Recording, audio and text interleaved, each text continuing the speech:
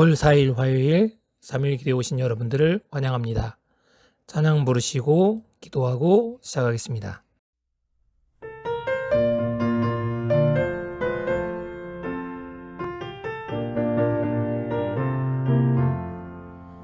거룩한 말씀을 연구하세 구주를 항상 찾아서 생명의 말씀 잘 알도록 날마다 가르침받세 거룩한 책을 연구하며 진리를 찾아 구하라 주님의 귀한 성경 말씀 우리의 인도자로다 거룩한 말씀을 연구하세 하늘로 가는 길 찾아 영화로운 성에 이르도록 주님의 말씀 지키세 거룩한 책을 연구하며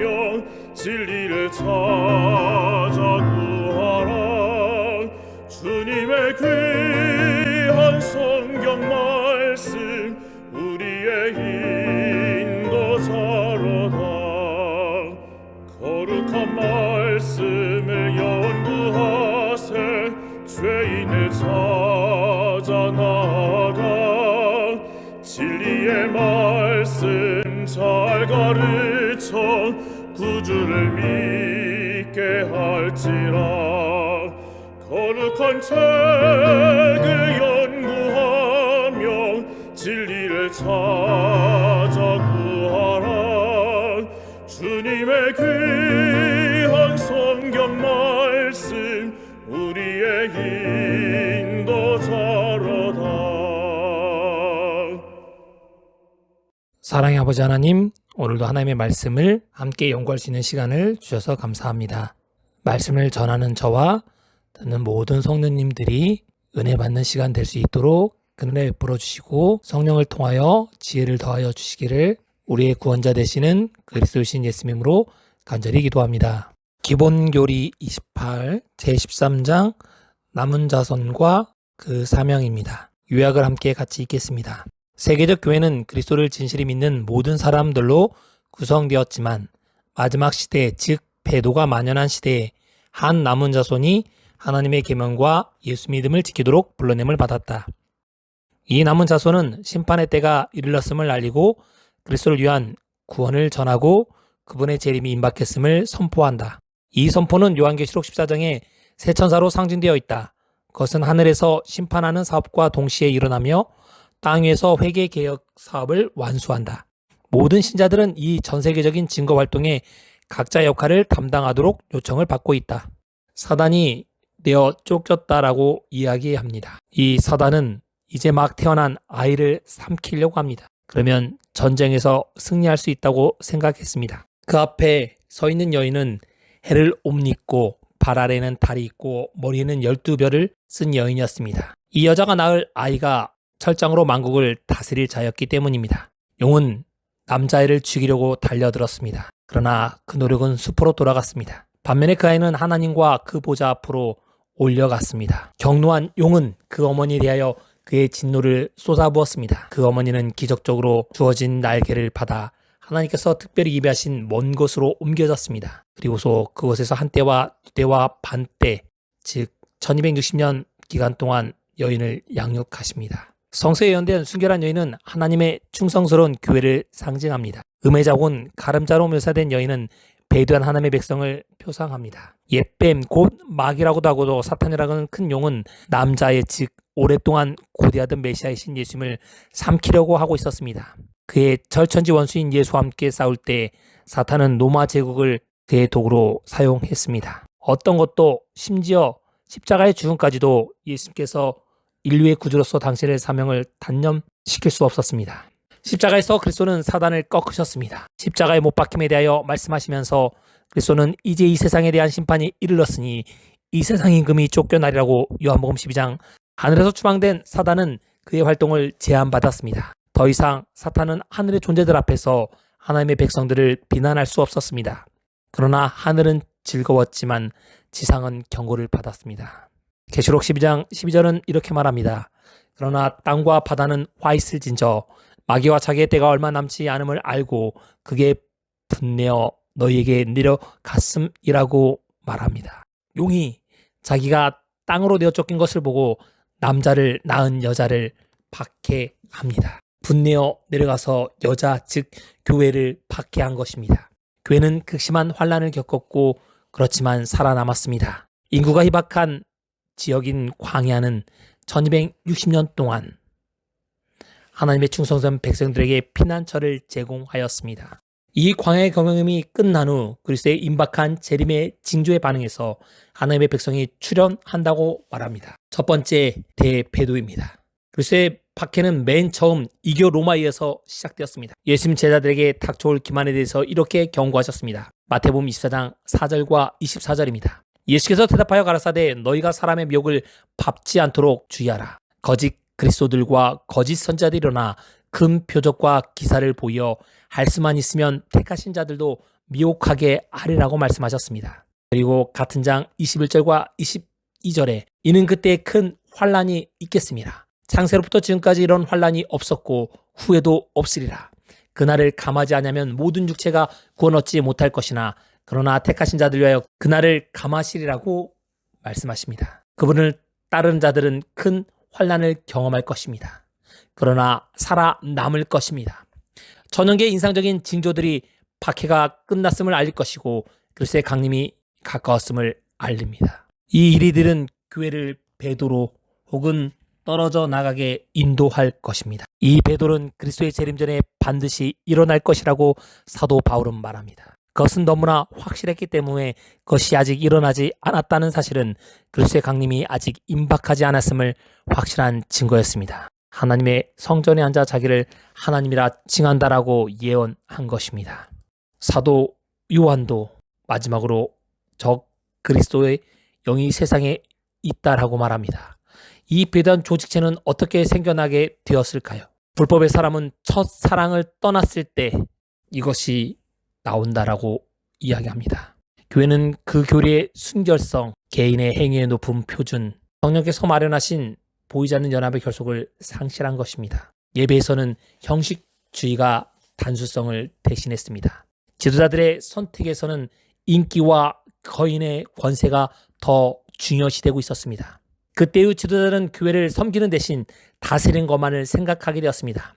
가장 큰 자는 더 이상 자신을 모든 사람의 종으로 간주하지 않았고 그와 같이 점진적으로 개인과 하나님 사이에 끼어든 사제 성직자 계급 제도의 개념이 발전되었습니다. 개인과 지방 교회의 중요성이 감소되면서 로마의 주교는 기독교의 최고 권세로 부상하게 되었습니다. 황제의 도움을 받아 이 최고의 주교 혹은 교황은 전 세계 모든 교회의 지도자를 능가하는 최고의 권세를 부여받게 되었습니다. 전 세계 교회의 가시적 수령으로 인정받게 된 것입니다.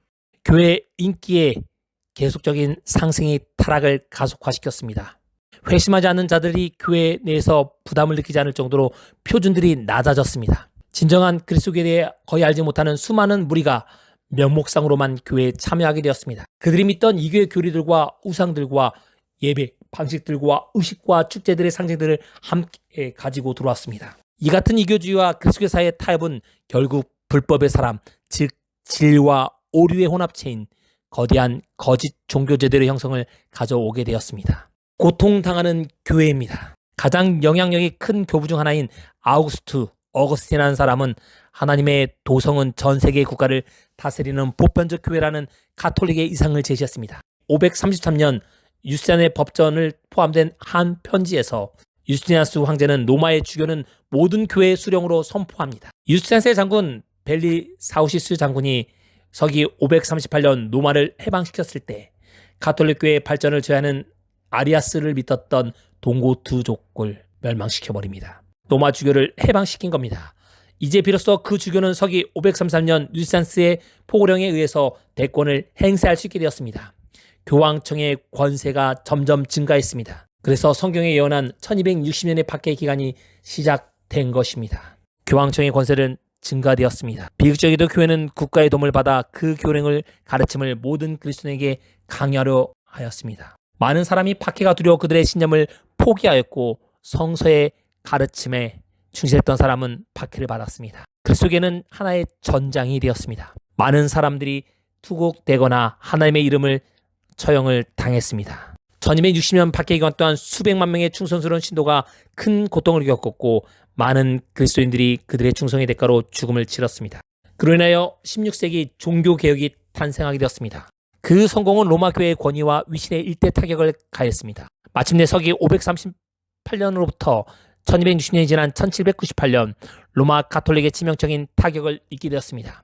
나폴레옹에게 의해서 명령을 받은 베르티에 장군에 의해서 그가 로마에 입성하여 교황권의 정치적인 통치가 끝났음을 선언했습니다. 베르티는 교황을 사로잡아 프랑스로 끌고 갔고 그는 유배 중에 사망하게 되었습니다. 교황권의 정복은 그 점진적 쇠퇴와 연관되어 있어 일련의 긴 사건들의 절정이 되었습니다. 많은 개인 신교인들은 이 사업을 예언의 성취로 해석한 것입니다. 종교개혁입니다. 교리적 문제들. 교회의 수령은 그리스도의 대리자이다. 로마의 주교만이 이 땅에서 그리스도의 대리자 혹은 대표자여 교회의 가시적 수령을 주장했습니다. 교회의 지도권에 대한 성서적 해석은 달리 이 교리는 그리스도께서 베드로를 교회의 가시적 수령으로 삼으셨기 때문에 교황은 베드로의 계승자라는 가정에 기초되어 있었습니다. 교회와 그 수령의 무오설입니다. 교회는 전혀 잘못한 적이 없었으며 앞으로도 결코 없을 것이라고 주장했습니다. 그 교회는 성경상 아무 지도 받지 못하는 다음과 같은 논증에 이 가르침의 기초를 두고 있습니다. 즉 교회는 신적인 것으로 그 본래의 속성 중 하나가 무오성이라는 겁니다. 부가에서 하나님께서는 이 신적인 교회를 통하여 모든 선한 의지를 가진 사람들을 하늘로 인도하도록 의도하셨기 때문에 그 교회는 신앙과 교훈을 가르친 데 있어서 무오해야 한다. 그렇기 때문에 그리스도께서는 성령의 능력을 통하여 모든 오류로부터 교회를 보존시킬 수 있다. 인간의 그런적 탄원성을 부인하는 이러한 논리는 교회의 지도자 또한 무오해한다는 논리의 규결을 낳게 되었습니다. 따라서 가톨릭의 문헌은 그 지도자가 신적인 대권을 가지고 있다고 주장한 것입니다.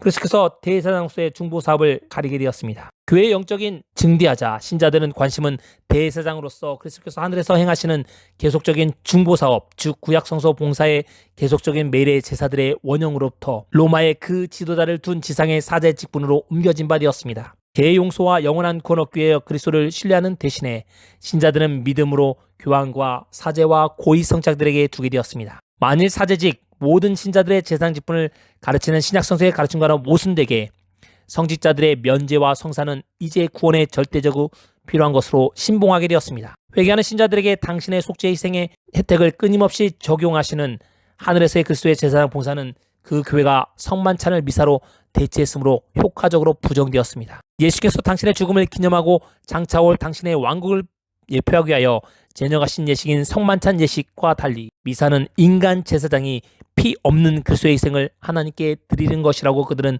주장했습니다. 그리스도께서 갈바리에서 다시 드려진 바 되므로 미사는 신자들과 죽은 자들의 특별한 은총을 가져다 주는 것으로 간주되었습니다. 성경에 대하여 무지한 채 인간 사제 직분에 하여 행해지는 미사밖에 모르는 많은 무리가 우리의 중보자 예수 그리스도께 직접 접근할 수 있는 남은 자손과 그 사명의 축복을 상실하게 되었습니다. 은혜의 보좌 앞에 나아가는 약속의 초청이 말살되었습니다. 선행의 공로적 본질입니다. 선행을 함으로 사람은 구원 얻는데 절대적 필요를 공로로 얻을 수 있고 믿음을 구원할 수 없다는 견해였습니다. 사실상 사람들은 성자들의 경우처럼 구원 얻는데 필요되는 것보다 더 많은 선행을 할 수 있으며 그같이 하여 여분의 공로를 축적할 수 있다고 했습니다. 이 여분의 공로는 다른 이의 유익을 위해 쓸 수 있었습니다. 죄인들은 그들의 마음에 주입된 의를 기초로 하여 의롭게 된다고 그들은 주장했습니다. 그들은 기도와 선행으로 살아있는 신자들을 연옥에는 자들의 고통 기간을 단축시키겠다고 하고 고통의 강도 경감시킬 수 있다는 성경에 나와 있지 않는 말도 안 되는 연옥의 교리를 만들어서 사람들에게 쇠뇌시키기 시작했습니다. 고해성사와 면제의 교리입니다. 고해성사는 그리스도인이 세례 또는 침례 후 지은 죄의 사유함을 받을 수 있도록 하는 성례전이었습니다. 사제의 면제를 통하여 이러한 죄들이 용서를 받을 수 있었고 용서를 받기 전에 그리스도인들은 그들의 양심을 살피고 그들의 죄를 회개하고 하나님께 더 이상 죄를 범하지 않겠다고 결심하도록 했습니다. 그리고 나서 그들은 사제에 그들의 죄를 고백하고 사제가 부과하는 어떤 과제 즉 고행을 해야 하였습니다. 예수님 없이 용서를 받을 수 있게 된 것입니다. 그러나 고해 성사는 죄인을 완전히 해방시켜주는 것이 아니었습니다. 그들은 여전히 현세나 연옥에서 일시적인 형벌을 받아야 한다고 얘기했습니다. 이 형벌을 해결하기 위해서 교회는 면죄부를 만들어서 말도 안 되는 면죄부를 받아서 성당을 짓는데 그 돈을 사용하였습니다.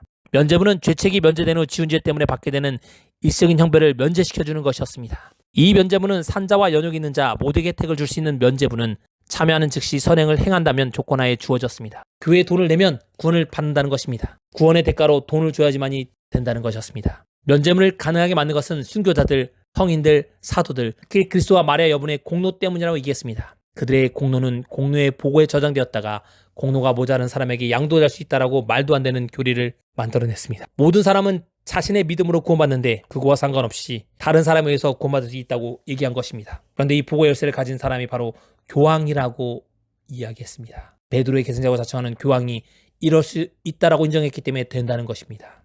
최종적인 권위가 교회 내에 있다고 얘기했습니다. 교회는 신성한 진리의 두 근원이 있다고 주장한 것입니다. 이러한 가정한 것들을 반대하는 목소리들이 터져났을 때 로마 교회는 성서를 해석하는 권한을 독차지했습니다. 성경이 아닌 교회가 최종적인 권위가 있기 때문에 교회가 성경을 마음대로 해석할 수 있고 바꿀 수 있다는 것이었습니다. 그 교회는 신성한 진리의 두 근원이 존재한다고 주장했습니다. 첫째는 성소요, 둘째는 교부들의 저술들이요, 교회 공원들의 교령이요, 승인된 신경들이요, 교회 의식들에 구성된 가톨릭의 정통 유전이라고 가르쳤습니다. 교회의 교리가 성소와 유전이 다를 경우 유전이 성소보다 우위를 차지한다는 것이었습니다. 일반 신자들은 성경의 교리를 해석할 권위가 전혀 없었습니다. 그 권위는 오로지 가톨릭 교회만 있었습니다. 존 위클립이 성경 전설을 영어로 번역했습니다. 성서의 사본이 몇 권밖에 없던 그 당시에 영어로 번역한 것입니다. 그리스도 안에 있는 믿음을 통해서만 구원할 수 있다는 성서만이 무하다는 그의 가르침은 개신교 종교개혁의 기초를 놓게 되었습니다. 성경을 못 알았던 사람들이 성경을 읽었더니 성경에 전혀 다른 내용이 있는 것입니다. 교황을 통하여 사제를 통하여 회개하는 것이 아니라 그리스도를 통하여 직접 회개할 수 있다는 것을 알게 되었습니다. 그의 저수들은 허스와 제롬, 루터 등 많은 사람들에게 감동을 주었습니다. 마르틴 루터입니다. 사람들은 성경과 믿음으로 말미암는 칭의의 위대한 복음의 진리를 돌이키고 행함으로 말미암는 구원을 비난했습니다. 당시 로마는 여러 가지 행동과 행함으로 말미암는 미를 주장했기 때문입니다. 신자들은 성서 이외에 다른 권위를 받아들여서 안 된다고 선포하면서 루터는 백성들의 눈을 위로 즉 인간의 행위, 사제 그리고 고행으로부터 유일한 중보자이신 구주이신 그리스도께로 돌리게 되었습니다. 유일한 중보자이시며 구주이신 그리스도께로 눈을 돌리도록 만들었습니다. 그는 인간의 행위로 죄의 죄책을 경감시키거나 그 형벌을 피하는 것은 불가능하다고 말했습니다. 하나님께 향한 회개와 그리스도에 대한 믿음만이 죄인을 구원할 수 있다고 그가 주장한 것입니다. 구원은 값없이 주어지는 선물임을 그분의 은혜로 값없이 살 수 있다고 얘기했습니다. 그러므로 인간은 면죄부 때문이 아니라 십자가에 못 박히신 구세주의 흘린 피 때문에 희망을 가질 수 있음을 사람들에게 선포한 것입니다. 이게 바로 종교개혁이었습니다. 종교개혁으로 오래 잊혀졌던 진리들이 발견되었습니다. 성경을 만인들이 보면서 알게 된 것입니다. 믿음으로 말미암는 의가 재발견되었습니다. 죽은 자들 위한 기도, 성도 및 유물 숭배, 미사, 마리아 숭배, 연옥, 고행, 성수, 사제, 독신제도, 묵주, 종교재판소, 화채설, 고해성사, 유전의 의존 등이 배척되고 포기되었습니다. 성경에 나와있지 않는 가톨릭을 통하여 만든 유전된 것들, 잘못된 것들이 모두 다 사라지게 된 것입니다. 교황권을 불법의 사람, 불법의 비밀, 그리고 재림전에 요한계시록 12장 6절, 14절, 13절, 5절에 예언된 바로대로, 예언된 바대로 1260년 동안 하나님의 참 백성을 핍박의 세력인 다니엘서의 작은 뿔이 바로 교황권임을 사람들이 알게 된 것입니다. 오직 성경만이 신앙과 교훈의 유일한 규진하는 교리는 개신교 사상의 기초가 되었습니다. 모든 인간의 유전들은 성서의 더 높은 최종적 권위에 종속된다고 보았습니다.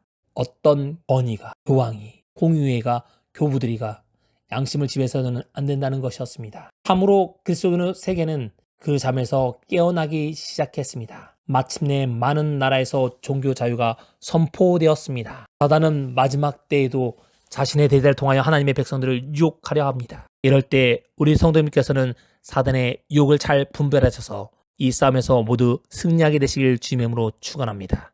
오늘 기도 제목을 말씀드리겠습니다. 오늘의 말씀이 내 삶에 적용되도록 기도해 주시기 바랍니다. 두 번째, 교회 한운 이명자, 정복자, 주재원 장로님의 회복을 위해서 기도해 주시기 바랍니다. 또 송우수 집사님 위해서 기도해 주시기 바랍니다.